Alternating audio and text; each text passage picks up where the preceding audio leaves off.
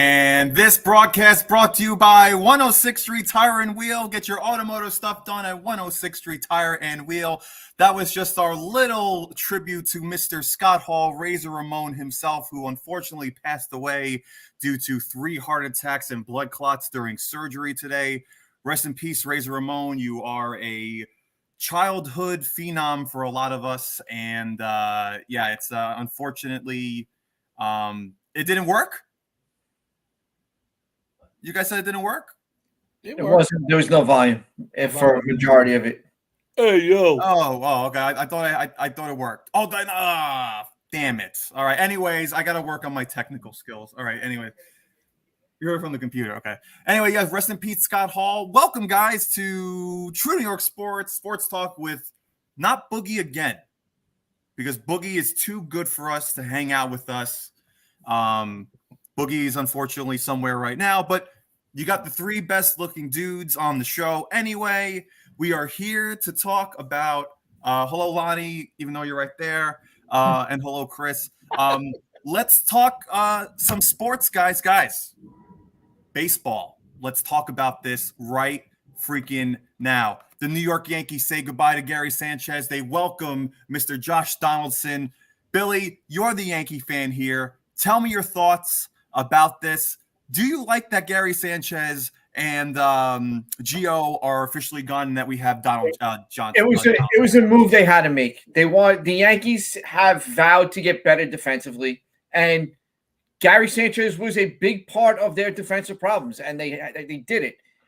And you know what? I like Gio Urshela, but you don't get something for nothing. You have to trade quality. And I think in this trade, defensively, we got better at 3 positions. I don't want to hear about Donaldson's age. Look at the guy. The guy can still play. If he stays healthy, he's going to give us better production than we had. Kenneth Falefa is a better defensive shortstop than anybody we had on our roster. And the young catcher that we're getting, supposedly, the Yankees catching instructors worked on him before, loved him, and they wanted him. And him in a platoon right now with Higgy, what that offers us, it offers flexibility. It offers us a chance to, you know what, if they're producing, if the pitchers love them, great. If something's wrong, this doesn't stop us from picking up a catcher somewhere down the line for a playoff run. No, Billy, I agree with you. I couldn't agree with you more. Everybody who wanted Gary Sanchez to stay here in New York, you're delusional. He had his time in 2015 when he hit his 20 home runs for 43 games. Great. He looked like an all-star, a stud. Since then, he's only batted .232 since his entire season. He had 1 decent year also after that where he hit 33 home runs with 90 RBIs, but he also did most of that during like a 30-game span where he got super hot. That was the only reason why he ended up with those stats. So the fact that we got rid of somebody, and listen, I like Gio. Don't get me wrong. I like Gio, but having Josh Donaldson on the team, yes, he got MVP in 2015.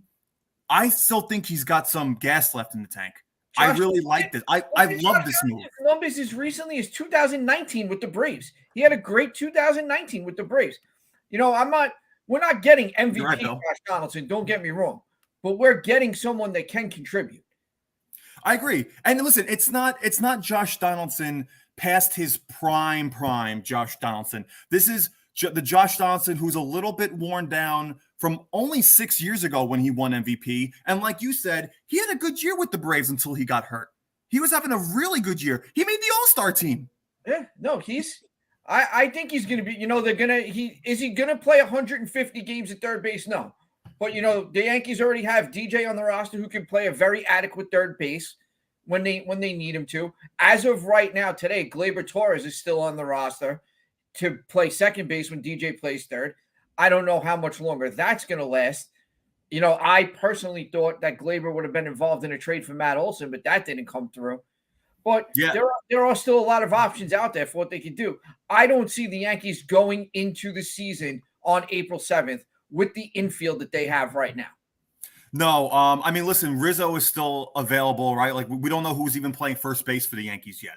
And I think a lot of the reason for that is because they're not signing anybody because I still think they want Freeman. Freeman is still in the talks of coming to New York. I think Freeman's in play, but you know what? There's something I heard today that kind of made a ton of sense to me. The New York vaccine mandates are still in effect in the private sector. The Kyrie Irving law will affect the Yankees and the Mets. Yes, it So will. there is a very good chance that the Yankees have backed off some of these players that they were looking at because they found out they weren't vaccinated.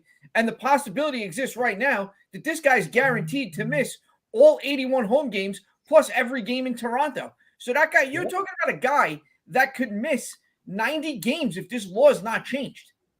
Yeah, but you don't think that the mandate will be lifted by April 7th? I totally think it will. I hope to God it is, but when you're looking at this type of money that we're talking here, we're looking at millions and millions of dollars and trying to win a world championship, taking that, it's a big risk to take. You know, I'll tell you right now, if this mandate was in place 2 years ago, the Nets don't sign Kyrie Irving. No, not at all. No, who would? Who would? That chance. Now, here's my take on the deal. Okay. The other kid you got is a pretty good player. Very good defensively. Can play short and third. Okay. Donaldson, I do not like for 3 reasons. One, like I said, the injuries is one. He's been injured a lot. 2, he has declined the last 3 years offensively. Big time. And 3, and nobody's brought this up. Okay. Him and Garrett Cole don't get along after what he accused Garrett Cole of last year. Apparently they squashed their differences, though. That means that. Trust me, you could say it all you want. Okay, I think it's going to come back and turn. I don't believe that at all. I think that's going to happen. I think the guys that want to win will turn around and win. I mean, you want to go there? I'll turn around and say to you, how is the Mets clubhouse going to get along with Max Scherzer, who voted to keep them still locked out? But they're these guys want to win, and they're going to get past it. And here's the other issue I got that the Yankees haven't addressed yet. Starting pitching. You're getting all these guys, offense. You still have Gleyber Torres, like you said. Okay. You got about 9,000 DHs on your top. Okay. Yeah. Still have a guy who plays first base yet. Okay. Your catching, you need an upgrade. Okay. You need to get a veteran catcher. Which you probably can get, after all the cuts and everything like that. Okay. This is not the roster that you will see. But you need to. I don't know if it's pitching stuff. I'm telling you right now, I don't know if they're going to make any changes at catcher right now. Right. I mean, but they get somebody like say a veteran release or something like that. That happens every year. I think they're going to keep the flexibility at catcher, and I think barring seeing anything really bad out of these two, they're going to go into the year starting off with these guys platooning a catcher. I think that's it can happen. I'm not going to say it can't happen. It can happen. But the one they need to upgrade is pitching, and that's what they need. You have Cole. I mean, Oakland's still looking to get rid of pitches. Right. Rumor is Cincinnati has let it be known that Castillo and Joey Votto can both be. They're trading everybody. They're a fire sale. That could be something the Yankees look into as well. Yeah, could be Sonny Gray got traded to Minnesota. The Reds got rid of Winker. Yeah, he went to Seattle. Everybody, yeah, and Sonny Gray. Which is really surprising to me because the Reds were on a playoff race last year. Yep. They were up there, and Joey Votto had one of the best years that he's had in the last 6 years.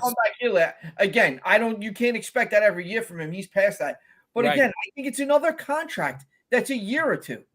Yeah. No, you know what, Ian? I agree with you, Ian. I agree with you. I agree with you too. But defensively, they like him. Maybe they like him a lot. You got to let it play out defensively for a little while and see what they have. Listen, my biggest thing, I thought that the reason why the Yankees were getting Donaldson in the first place was I thought that they were going to start. They were trying to use bait to try to trade for Freeman for him to go back to Atlanta for Olsen in Oakland. And now that Olsen's a Brave, that's off the picture. So seeing Donaldson as a Yankee, I can see it. I can totally see it. I think he'll be okay. And unfortunately, I don't think as much as I want Freeman to come to New York, I don't think Freeman comes to New York. I think we sign Anthony Rizzo, and I think your infield is Rizzo, Torres, IFK, and then Donaldson at third. I think that's what we're going to see in the infield. I'll give you a possible shortstop candidate for the Yankees. Out the best contact hitter on the team, DJ LeMahieu. Yeah. Oh, you can also put him in the outfield though too. No, DJ LeMahieu is starting at second base or first base on this current team, unless they decide, hey, Donaldson's played first too. They could move Donaldson. Now you can move Donaldson too. Right, That's and true. this is the thing I was going to bring up. DJ LeMahieu was a starting infielder on this team. There's not There's no even doubt about it. Yeah, slight question on that. Here's a possibility I heard also. Like Okay, DH. yes, I can see Donaldson moving to first. You move Kilava to third, and the one guy that nobody's talked about that is going to be available on the market is a Yankee reunion with Didi Gregorius.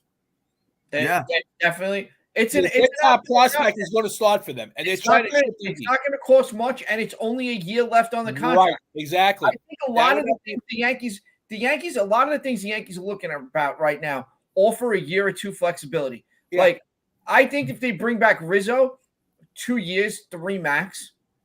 Yeah, they're not going above that. I don't think you got to remember they still have 2 long-term commitments for a lot of money on the books with Stanton and Cole. And they're gonna have to pay Aaron Judge. Yep, exactly. Yep. Yeah, Bill. Listen, Donaldson and Cole had a meeting today, and they said they're squashing their differences to move on with this team. Now, listen, they could be doing that just to show face, but until I see it, until I see it, then I don't believe it. They did it yesterday, and you know what? I've followed both guys' careers. I don't believe either would get up on a podium just to say, "Oh yeah, you know." It's over just to do that. I think these guys are professionals. They want to win. You don't have to love everybody you work with. And, getting back to Higgy, what Ian said, he's not. You know what? But Garrett Cole loves pitching to Higgy. Yes. There's got to be something there. Is he offensively a major league starting catcher? No. Absolutely not. But you know what? Half the starting catchers in the major leagues are offensively wise. You wouldn't call them a starting catcher. He's a decent backup. Sometimes you gotta go defense. I mean, Joe Girardi never wowed us with his bat. We didn't go out and get Joe Girardi for his bat when he was our starting catcher. Phil, we remember Joe Girardi as a defensive catcher who had an awesome triple in the World Series in '96 that gave us the lead. That's how we remember Joe Girardi. I think the biggest thing here is a lot of people, and rightfully so, always, we always look at the Yankees as having offensive-driven catchers. I'll only start. You go back to Mike Stanley, go to Girardi, go to Russell Martin, go to Posada. I'll go further back. I'll go Thurman Munson. I'll go Munson Howard. Yeah, I mean, right. Chet, Yogi Berra. Go back to Yogi. Chet's the only one here that could go back to Yogi Berra. So we could go there too, but. I'm just saying, like, you associate the Yankees a lot of times with an offensive catcher. And having a defensive guy isn't a bad thing. No, it's not the worst thing in the world. No, absolutely not. It's not. Well, that's the problem with teams, right? Is that they expect so much offense from every part of their positions that sometimes people forget. It's not teams.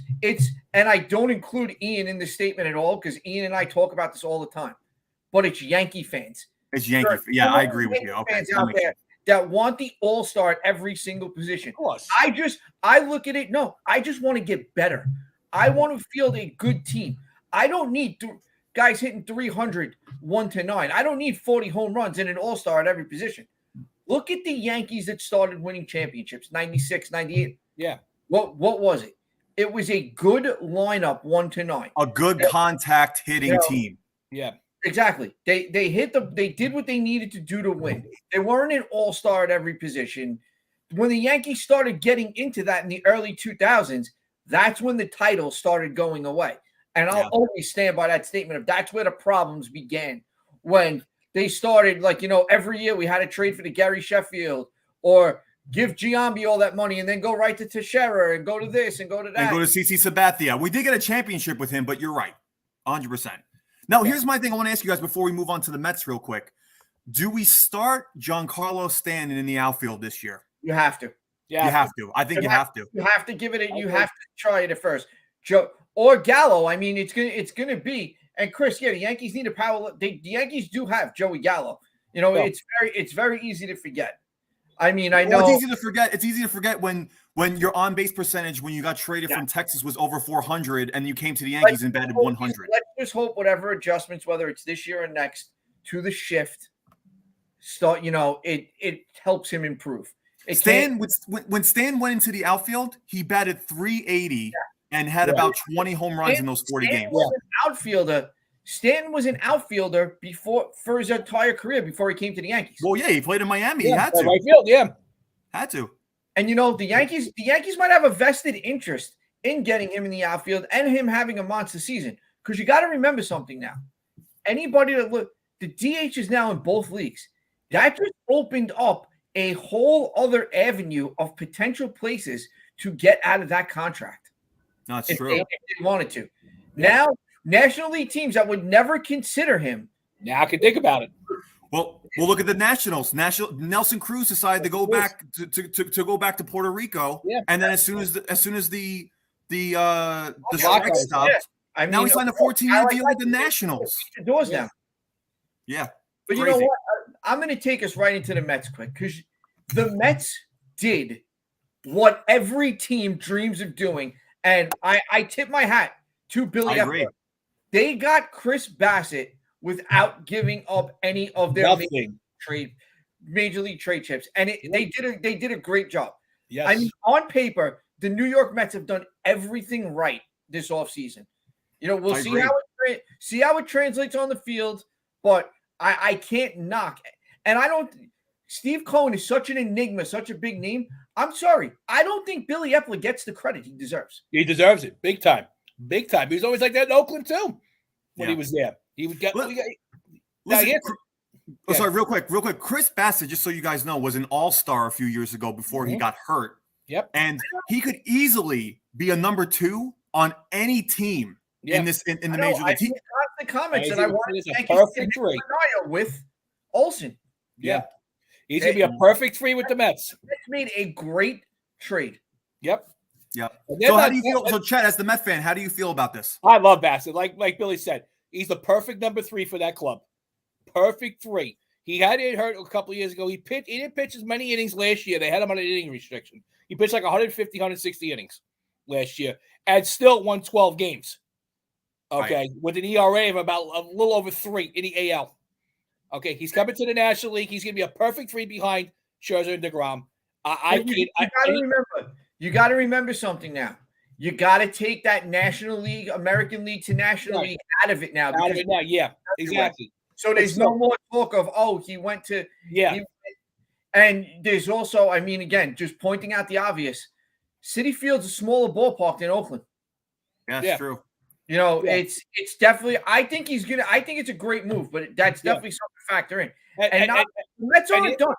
No, they're not. That's what I was going to say. They're not done. They already announced today they're not trading McNeil. He's starting the season at second base. Cano's going to be the DH to start the season as of now. Okay, it depends how he is in camp over Dominic Smith and JD Davis. And Don Smith is still on the market, by the way. Yes, that's to say they're going to trade one of those two, either Smith or Davis. There was rumors that the Yankees might want to pick him up. Right, they were talking about that too. They were talking about the Yankees possibly signing Conforto. Which honestly, I'm going to tell you guys right now, if Conforto comes to the Yankees, he is hitting, and he starts, he is minimum hitting 35 home runs in that building. Here's the question: what are you doing with Michael Conforto on the Yankees? Exactly. You mean when Aaron Hicks gets hurt again? Michael Conforto was a terrible center fielder on the Mets. That's why they took him out of center field. That's not the answer. I don't want to see. I don't care what they show. I don't want to see Joey Gallo in center field either. He's not a great defensive field. Michael Conforto is not a fit.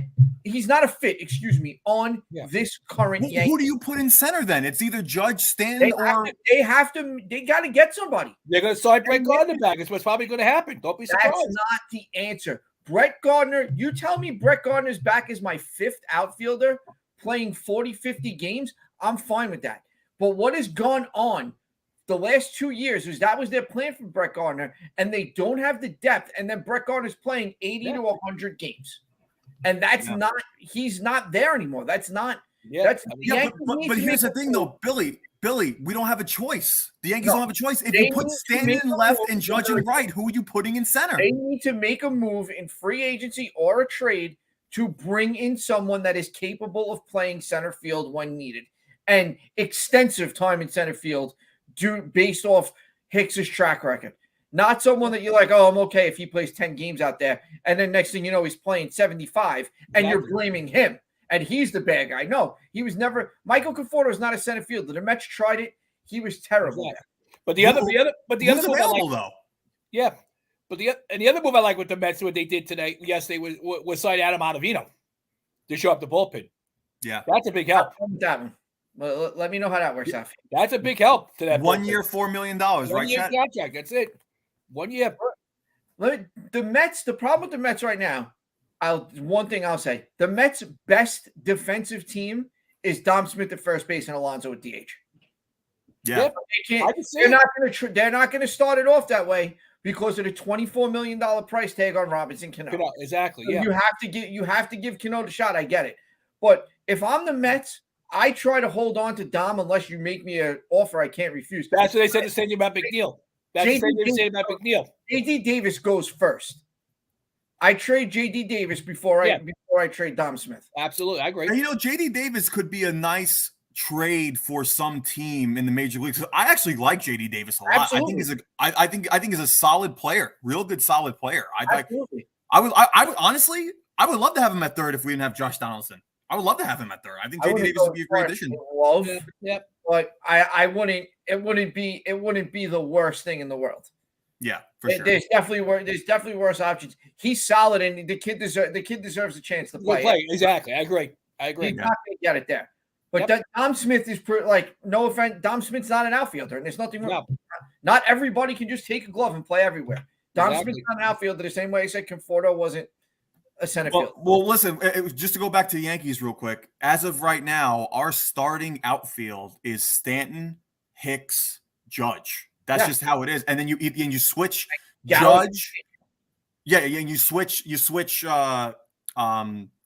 Stanton and you switch Gallo at DH. You switch all three of them. All three of them rotate around, and it's a way to keep them all healthy. Donaldson gets some games there too. It's not a bad system. It's not, but again, listen, I like Joey Gallo, but the guy just strikes out. He strikes out too much for my liking. With this team on April 7th, Luke Voigt's getting it back somewhere. No, I think Luke Voigt's getting traded. So I don't think you see Luke Voigt in the Yankee jersey the rest of I think he gets traded. I really do. Where are you going to put him? If you're going to put LeMahieu at first, if they can make a trade with Cincinnati, and they can get Luis Castillo and Joey Votto, and give up Glaber, Luke Voigt, and it's probably going to cost a mid-level prospect too, at least one or two. Yeah. Then I make the move. I would make the move for Joey Gallo and Luis Castillo. I like Gleyber Torres, but again, you're not always getting something for nothing. Right. You have to get something. And let's be for real. If you go after either one of the pitchers still available from Oakland, Minaya or Matras, you gotta give up some. Glaber's going, or Voigt's going, or you're giving up young talent. That's what Oakland wants, young. But here's the thing: Gleyber Torres had a horrendous year last year.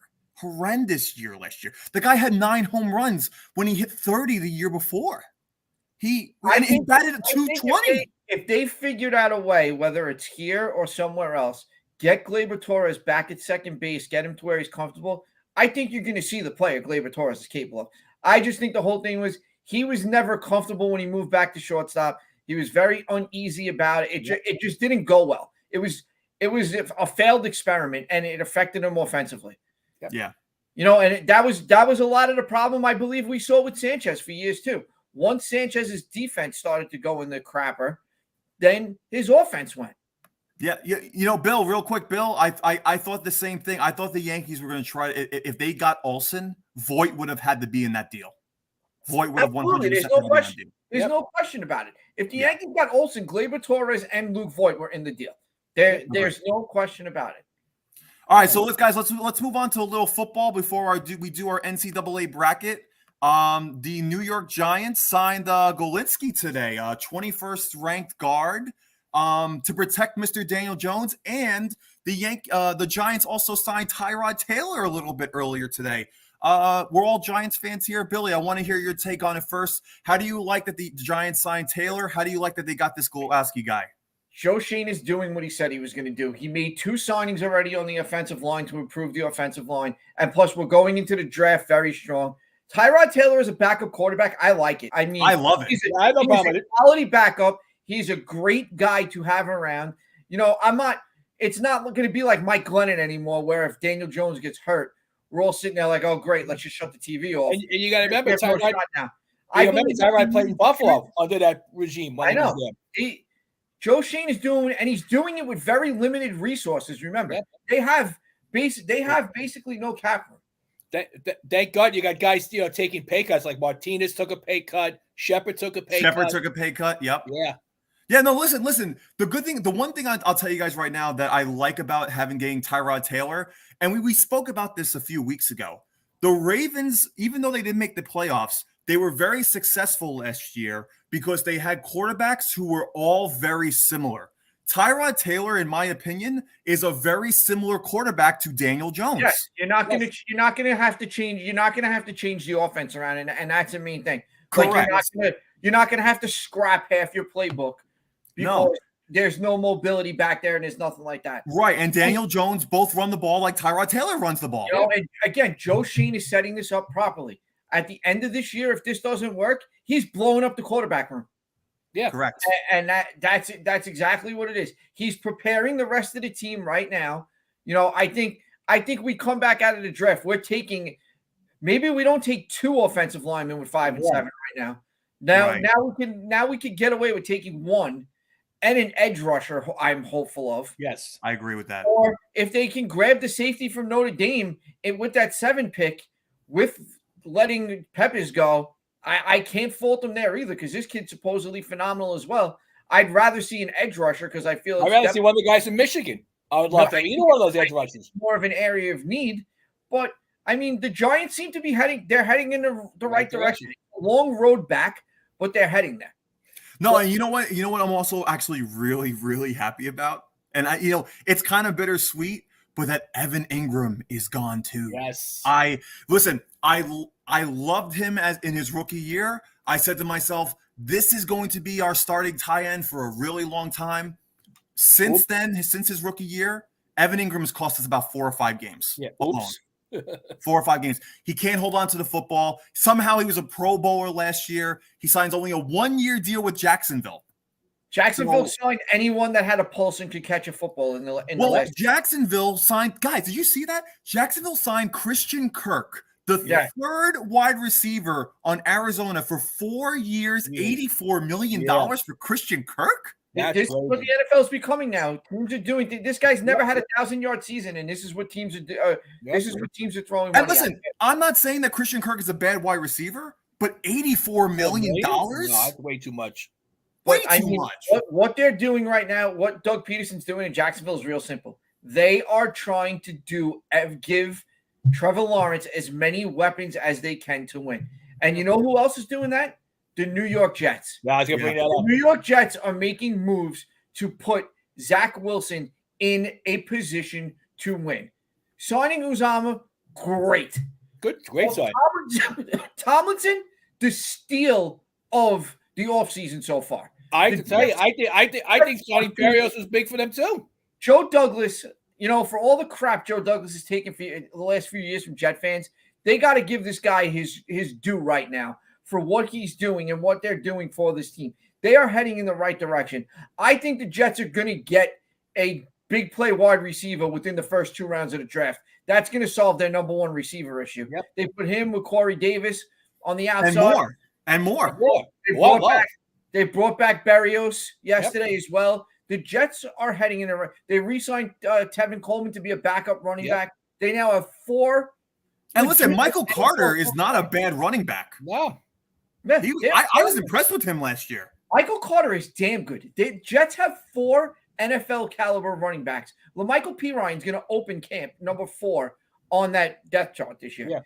They're heading in a good direction. Zach Wilson is being given everything he needs to now go out in year 2 and succeed. And that's what's going to be my next point that I was saying, Billy, is that now there's going to be accountability for Zach Wilson. There's going to be no more excuses that you didn't have the right players. Last year, I would give him the benefit of the doubt. He had rookie players that he was playing with. Right.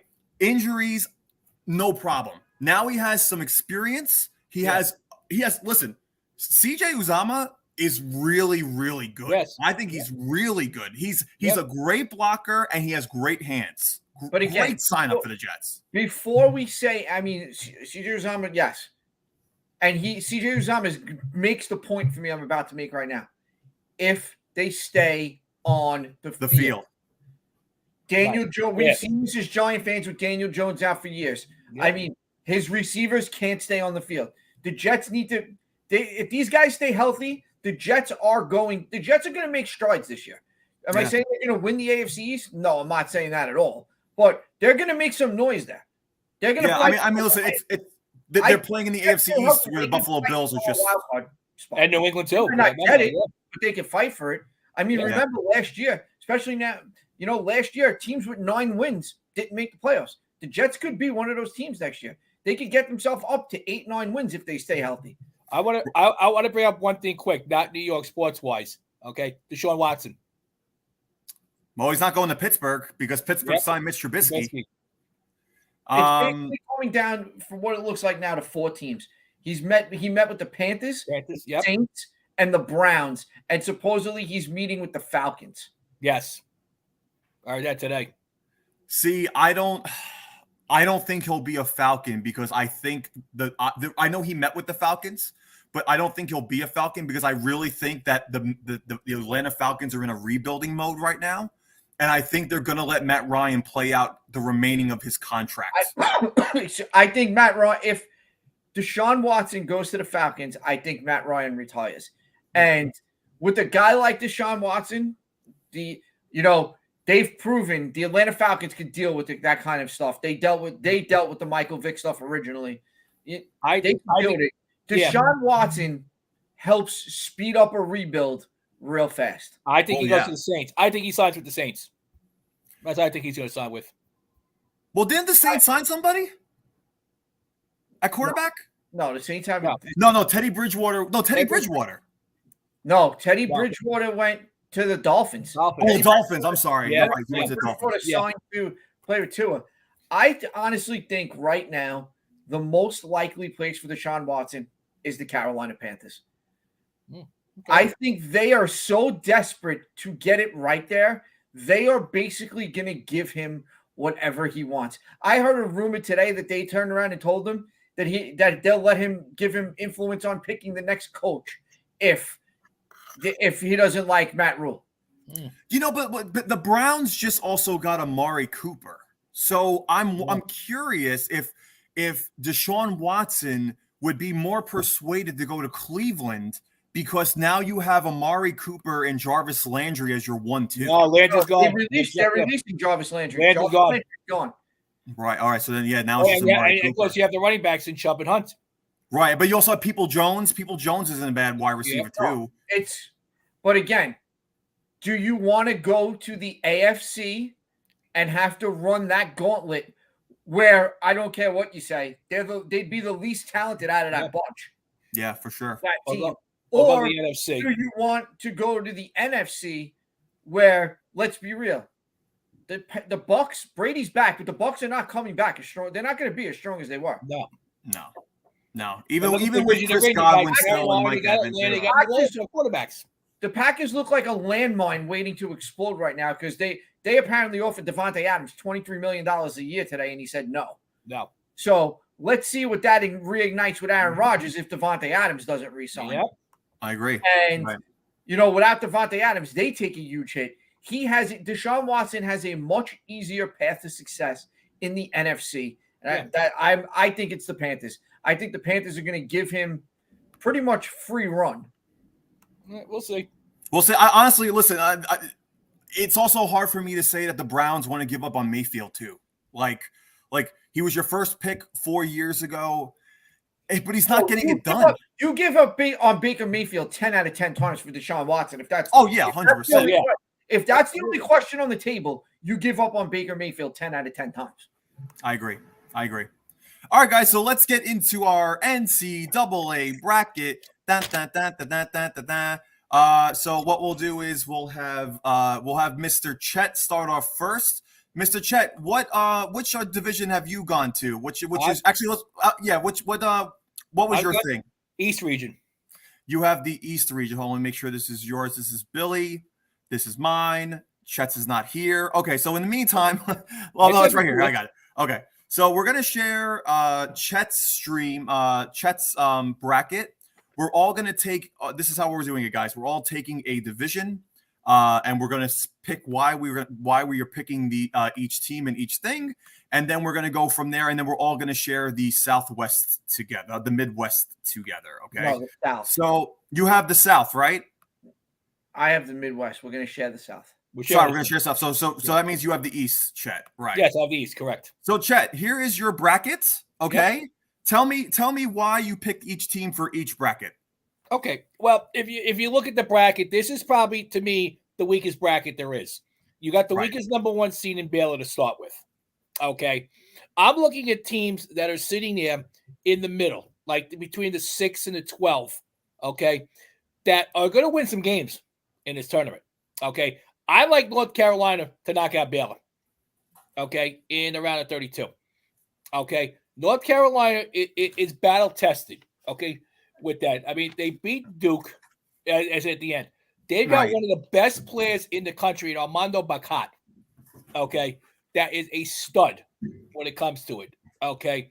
And I said also, they've beaten Baylor already this year, too, as an non-conference game. They've beaten Baylor already. Okay. So they can beat Baylor again for sure. Okay. That's why I like them. Now, if you look, there's a couple of, as you see, I like a couple double-digit seeds to win a game or two here. Okay. Starting with Virginia Tech. They looked impressive in the ACC tournament by beating Duke. Okay. So, like I told Billy and others, I said, Duke, I'm not high on, period, at all. Okay. I think, to me, Duke has been overrated. I think. That's just my opinion. The sleeper pick I have in there that I like, okay, is UCLA. Okay. You have UCLA going to the Elite Eight. Yes, I do. Yeah, remember, they were in the Final Four last year. Yeah. Okay, they were. All right. So they have that there, but they have one of the job Red Solo time, Bill. It is. Yeah, they're one of the top candidates to win the Wooden Award in Johnny Uzomah. Okay, this kid is an all-around player. If he goes in the NBA draft, he's going to be a top 10 pick easily, very easily. Okay, they beat Arizona this year too. That Arizona's a 1 seed, and that's the team I'm worried about in the whole tournament. Is Arizona? Okay, I'm gonna light my East region bracket on fire right now because mine and Chet's agree way too much, and that's just not. Oh, are you serious, Bill? Oh, but the one major place we do differ is I think Baylor beats North Carolina and then loses to UCLA. Okay. I like UCLA. I have UCLA in the same spot against the same Kentucky team and losing to Kentucky, but I don't find UCLA to be a sleeper because they're a damn good team. They are. That UCLA USC game the other night was one of the best games I've watched in a long time. Virginia Tech, I don't know how they're an 11. Virginia. Yeah, I thought they'd be like a 5 or 6. 11. It's pretty. I do find it pretty funny that one that we do agree on that I didn't think I'd see anyone agree with me is San Francisco. Oh, yeah. The Dons. San Francisco, the defense on that San Francisco team is incredible. It's insane. That team plays lockdown. In the country, they are top 3 in offensive and defensive efficiency in the country. Anybody looking at betting under on Thursday, look at that San Francisco game. I'll tell you that right now. But one of our biggest members, Lonnie, picked San Francisco to win the whole thing, but that's only because she doesn't know anything about basketball and she's from San Francisco. So maybe she knows something. They are dangerous. San Francisco is definitely dangerous. Yeah, but to me, I agree with you. I see Kentucky coming out of this region. Kentucky to me is the best team in this region. Yeah, and you can make a valid argument that they probably should have been the one. Yeah, I agree. I mean, I'm going to disagree with you both. By the way, I think North Carolina is your team out of this very weak East team. I love this North Carolina team. I think they beat Baylor in the Sweet 16. And I think you see Purdue in the Elite Eight rather than Kentucky. Listen, don't get me wrong. This Kentucky team is really good. Purdue is really good. Yeah. I think North Carolina is a team that surprises us the most. I think North Carolina is getting way too much hype of winning Coach K's last game in Cameron. They've been good all year. Don't get me wrong, but they're an 8 seed for a reason. Right. And a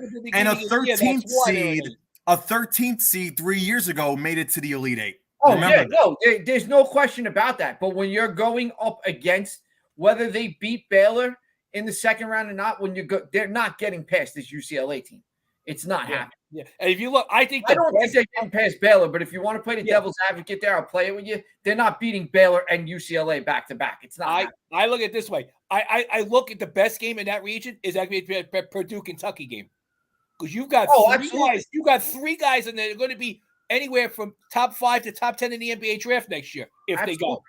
And like, I can't even pick an upset game in that region, honestly, because I don't see San Francisco beating Murray State as an upset. No, I think Murray State's only favored by like a 1.5. That's it. Right. All right. So let's move on to the West. This will be my brackets, I guess you could say, for Uncle the Vin West. in the house. What happened? Uncle Vin's in the house. Oh, is Uncle Vin here? Yes, Uncle Vin, what up, Uncle Vin? Lord Buckles is back. Uncle Vin, it's been a while. Welcome back, Uncle Vin. Buckles, what's up, Buckles? Okay, Lord Buckles has returned. Yeah, Buckles has returned. All right, so here's why I have this is my bracket for the West. Now I know I have the number 1 and number 2 in our final Elite 8 game going into this bracket. It's really hard not to pick Gonzaga when they arguably have the number 1 prospect in the entire college basketball. And named after me. on this Gonzaga team. Okay. I think UConn is a little overrated, which is why I picked New Mexico to beat them. And then I think Duke is still just a really solid team, especially under Coach K. I think he's going to try to go out with a bang, but I think they're both going to end up at the end of this Elite 8. But I can't see this Duke team beating Gonzaga. I just can't. I want to know your opinion on this, guys, because I think we all pick Gonzaga to win the whole thing. First. I agree with you. Gonzaga's coming out of this. I think you're severely underrating UConn. I mean, if you watched 5 minutes of that UConn Villanova game the other day, that was some of the best basketball that's been played in Madison Square Garden in the last in a long time. Yes, and I know exactly what I'm saying by saying that, and I take it back. I don't take it back at all. My upset game in this region is your first. You picked Arkansas. I took Vermont. That's what I was going to go with, Bill. I love Vermont. That is my upset there. Yep. Texas Tech, great pick. That's my other pick. Yep. How about this? I also think Davidson's going to beat Michigan State. No, you're crazy with that. They're not beating Michigan State. I agree with you, Bill. I have them winning that game too. You guys make sure you guys, by the way, whoever's watching, make sure you guys enter our bracket system. Billy and Chet, make sure you enter that too. So when I get more points than you guys, I can shove it in your face. Remember that. Just send me the link. I'll do it later. But yeah, back to what I'm saying. I agree with Billy. If you watch the Vermont game on Saturday, they are solid. Vermont's a damn good team. They're a big team. They are. I mean, they're really big. Well, they right. Are. I'm just going to say, I think they beat Arkansas for sure. I see them beating Connecticut. Also, I think a big problem here with a lot of people go against. I think a lot of people are looking and don't believe in the Big East, and this UConn team. I'm telling you, that game Friday night, that was incredible. UConn Villanova was a classic, right? And I zero regret saying some of the best basketball in Madison Square Garden. If you look how deep, like I said, the Big East is. Rutgers is in the playing game. Well, I was going to actually ask you guys, who wins that playing game, Rutgers or Notre Dame? Notre Dame's going to win that game. Rutgers can't win on the road. Notre Dame's going to win that game, and you have it right. I have the same thing. Alabama's going to win that game, whoever they're playing.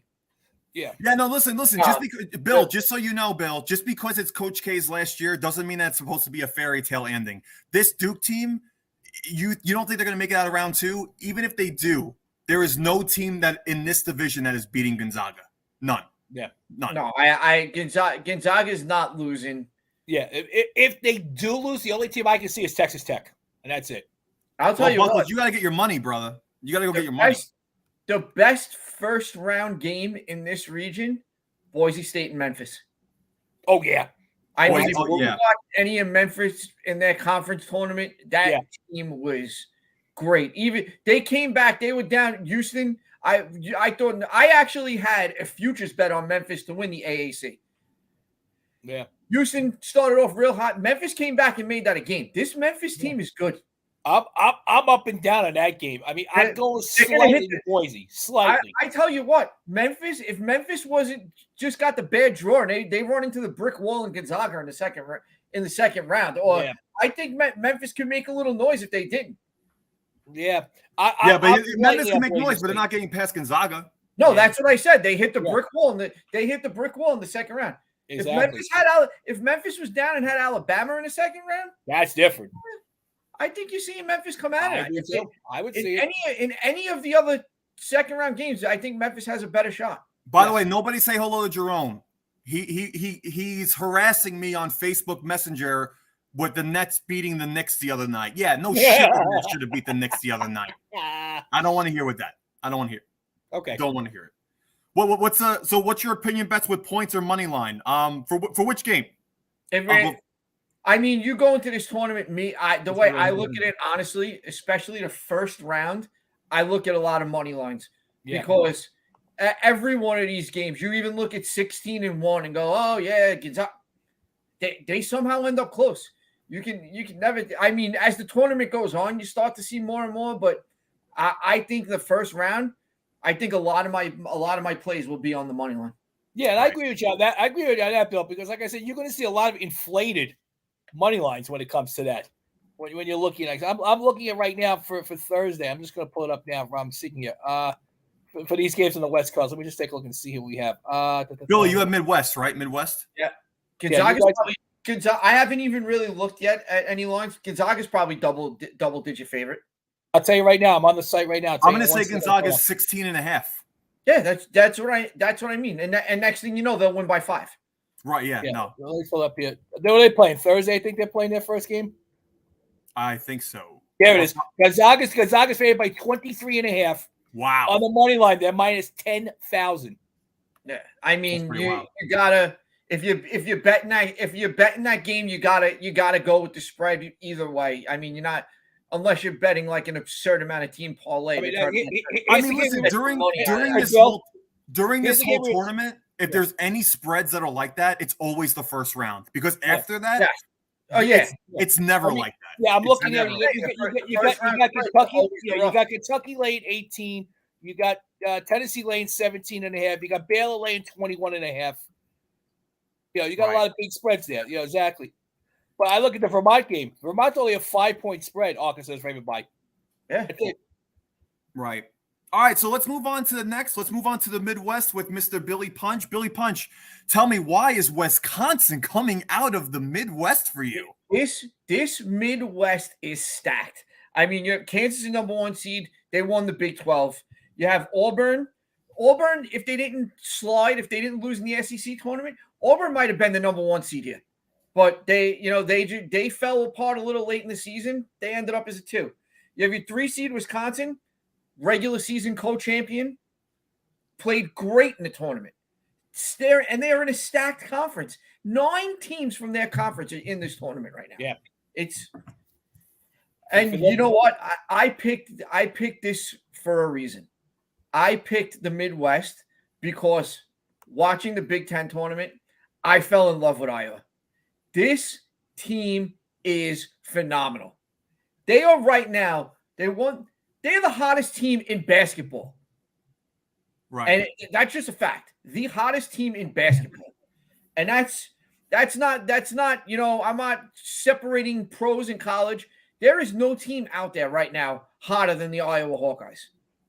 And you think they're good enough to beat Kansas? They're good enough to, if Providence gets there, they're good enough to beat Providence? That will be the upset in here, will be that the Iowa Hawkeyes are going to knock Kansas out. All right. But you don't think they're good enough to beat Wisconsin? No, I think, the buck stops there. I think they will end up losing that next game. Watch Iowa's first round game if you've never watched Iowa before. Yeah, watch Keegan Murray play. Yes. This kid is the man. Yeah, he can play. This team gets hot, they will hit a shot from anywhere on the court. They won their semifinal game in the Big Ten tournament. 3 seconds on the clock, took the clock down, and won with a shot. I think he was 3 steps in front of half court. Yeah, he was way out there. Yeah, and incredible. This team is that good. They're going to open some eyes. But my round one upset here, South Dakota State over Providence. I know Chet's going to love to hear that, and it's not even to get on him. South Dakota State is 30-4 on the year and has won their last 21 games, and they're a 13 seed. Right. Okay. Well, let me. I have an upset special myself. Okay. Senator, the floor is yours. Okay. I have an upset special on that myself, but I'm going to answer your Iowa question first. Okay. They're not getting out of beating Providence in the second round. I'll just leave it at that. Providence isn't in the second round. I'm telling you. My upset special is the other team in Iowa, the Iowa State. Here's why their matchups. LSU is a clutter mess right now. With their coach being fired for all the stuff that's going on, okay, they're in a disarray. Then you play Wisconsin in the second round, who is the most overrated 3 I've ever seen. Okay. Iowa should be a 3 seed, not Wisconsin. I'll agree with you on that, Billy. They should be a higher seed. Okay. Iowa State is just going to pick apart Wisconsin. I see them losing to Auburn in the round of 8. And then, of course, I pick Kansas to go out of everything because Kansas is Kansas. Okay. I mean Kansas, they're always a contender. Is prime for upsets, and to me, that's one of them. I don't think many people are going to pick it because there's probably not many people out there. You know what? I'll be honest. If there wasn't gambling in New York, I might not know all I know about the Iowa Hawkeyes right now. I gotta be honest. So the best game in round 1 in the Midwest is going to be San Diego State and Creighton. That is going to be a phenomenal game. Another 8-9 matchup. Yeah. If Ian's still listening, he's cursing at the mention of the aforementioned Aztecs, but it's going to be a great game. Yes. And just a reminder, the NCAA Men's Championship does start on Thursday. So get ready. If you want to be a participant in our bracket, I posted a link. I'll post another link for us. Let's see who gets the most points. Let's see who has it the right. And also make sure you enter the ESPN contest where you can win $100,000. And I'm not sponsored by the ESPN, so give me some money. So anyways, but so because Mr. Steele is not here because he's working out and he broke his arm from working out so much. We're gonna go to the South, and I'm gonna show you guys my bracket of where I think in the South. Listen, I'm sorry, I think this Arizona team is overrated. Okay, I think they're gonna win the first round. And this Seton Hall team has had a lot of tough games this year that they've lost, but they've proven that they're a really good basketball team. I think they beat Arizona, and I think they go all the way to the Elite 8, to the round of 16 until Villanova finally knocks them out. And again, as you can see right there, I still think Gonzaga is going to win the whole thing. Be careful with that because you know who else is a really good basketball team? The TCU team they're playing in the first round. That's who they are. And I'm not saying that, but I think Seton Hall's better. And you know who else is a really good basketball team? The Houston. You have them playing.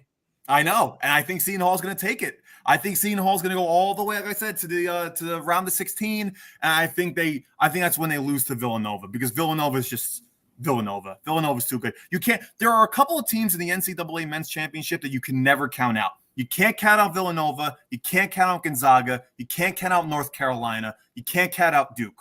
That's just 4 on top of my head that I can think of right now. And they're just one of those teams.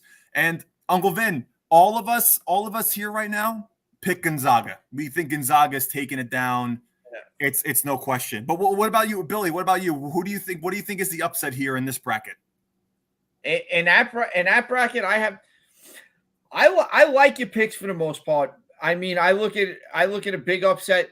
To me, there. I think TCU is the better team. I think TCU is better than Seton Hall. I know you had them going pretty far. This bracket, I found that I had it pretty cut and simple here. I don't think both Michigan teams to me are going home early this year. Michigan and Michigan State are both going home in the first round. Illinois is going to lose to Arizona in the second round. I have Tennessee beating Villanova. You have Tennessee beating Villanova. And I enjoyed the hell out of Villanova in the Big East tournament this weekend. I really did. I enjoyed all the Villanova games I watched this year, and I did watch quite a few. But I think everybody gets to the point where they hit that wall unless you're winning this tournament. And I think Tennessee will be Villanova's wall that they hit. And that's where it's going to end. All right. What about you, Chet? Okay, so here's where I come down to. I agree with Billy on TCU. Okay, don't like Seton Hall at all. By Fuck far. you. Okay, yeah. Second off, I have Illinois losing in the first round of Chattanooga. Okay, that's your upset for the first round. Yeah, and I have one other one too. Okay, I also have. Don't say Delaware to Villanova. No, I have Loyola Chicago winning the first round. I guess. Yeah, I like them too. I like them over Ohio State. I like them over Ohio State. Listen, this is the same team. I know it's not the same players, but this is the team that went to the Elite Eight a few years ago when they were the 15th seed. So they know how to play in these type of games. In my opinion, I know it's not really the same team, but the fan base and the coach base, they know how to do it. I think they're a good team. Yeah, I think they win a game. I mean, they'll lose to Villanova in the second round. I mean, that's what I think. Yeah. I mean, I see, like I said, the teams that get out there, it's the top two, Arizona, Villanova. Yeah. That's what I think. Yeah, I agree with that. And then, so now we're all going to look just real quick. We'll just stick with mine. The Final Four. So I have Gonzaga plays Villanova, and then North Carolina plays Kansas. And I think that it's Gonzaga versus Kansas in the final. What? And then Gonzaga takes it. What are your Final Four, guys? We'll start with Billy. My Final Four: Gonzaga and Kentucky, and Arizona and Wisconsin. And then it's Gonzaga and Arizona in the championship with Gonzaga taking it. And what about you, Mr. I agree with Billy on the one. I have Gonzaga and Kentucky, and the other one I have is Villanova and Kansas, and I have Gonzaga beating Kansas in the final. Yeah, so I mean, obviously, like all the Final Four, they're all 1 through 3 seeds, right? Because I'm pretty sure. What Billy? What is your Wisconsin is a 3 seed, right? Or a 5 seed. Yep. Wisconsin's a 3. Right, a 3 seed. So yeah. We all have 1 through 3 seeds for this this final. I mean, it's not like I'm pretty sure a few years ago, or was it last year? When Michigan went to the championship, they were in a 1 seed. They were. I think they were a 5. You know what it is this year that I've noticed a lot, and I'm looking at the bracket again right now, and you notice it again every time you look at it. You just notice it. Thanks, Uncle Ben. The lower seeds that have a chance to make noise in a tournament like this, there's a wall in front of them. And I keep going back to that statement, I know. But like I told you, San Diego State's a fun team. They get Kansas in the second. They win the first round, they get Kansas. They're not beating Kansas. You have South Dakota State, which I picked before. They go in the second round. They run into a wall. TCU plays Arizona in the second round. Yeah, listen, I have Iowa going to the Sweet 16. I think Iowa's good. Memphis runs into Gonzaga in the second round. Yeah. You can see a lot of higher seeds winning at least 1 game. Virginia Tech right to the roadblock. Virginia Tech has to play Purdue in the second round. Yep. Like there's just teams out there that the way it's set up this year, the way the seedings went, I don't see many of those low seeds going very far. Yeah. No, I agree. Yeah, no, it's definitely one of those years too where like there's a reason that all 3 of us picked Gonzaga this year to win the whole thing, right? Like regardless of who goes, it's Gonzaga. It's Gonzaga. For sure. Yeah. Right? No. Yeah, Lonnie thinks we're wrong because she's picking San Francisco to win the whole thing. But listen, if San Francisco wins the whole thing, Lonnie, I'll give you $5,000. All right. How about that? All right. That's all I can afford. I'll give you $5,000. That's all I can afford. Right. So you get. Yeah, that's right. I seriously think, to me, the only team I can see beating Gonzaga is the team I picked to play them, Arizona. No, I think I just this gut feeling Arizona doesn't make it past the second round against Seton Hall. They just don't. I don't know. But all right, guys, this is just a real quick thing. This is brought to you by 106th Street Tire and Wheel. Get your automotive stuff done at 106th Street Tire and Wheel. We're sorry that Boogie could not make the show today. He promises that he'll be here next week. Wait, we didn't get time out. We get Boogie's picks? We didn't get Biggs picks. Biggs, what's your picks, bro? What, Biggs, what's your picks? Oh, okay, yeah, me too.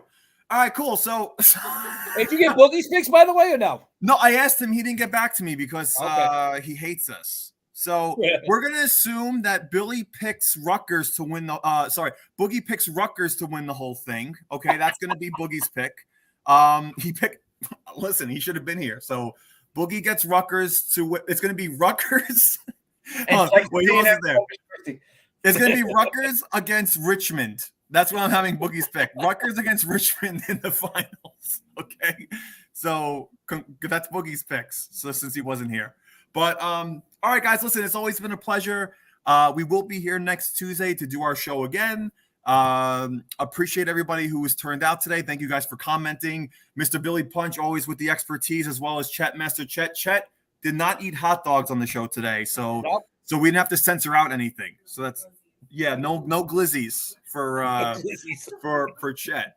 But thank you guys so much for tuning in, and we will see you all next Tuesday, hopefully with some Boogie Hollis, and we'll go from there. You guys have a good rest of your night, and thank you guys for tuning in.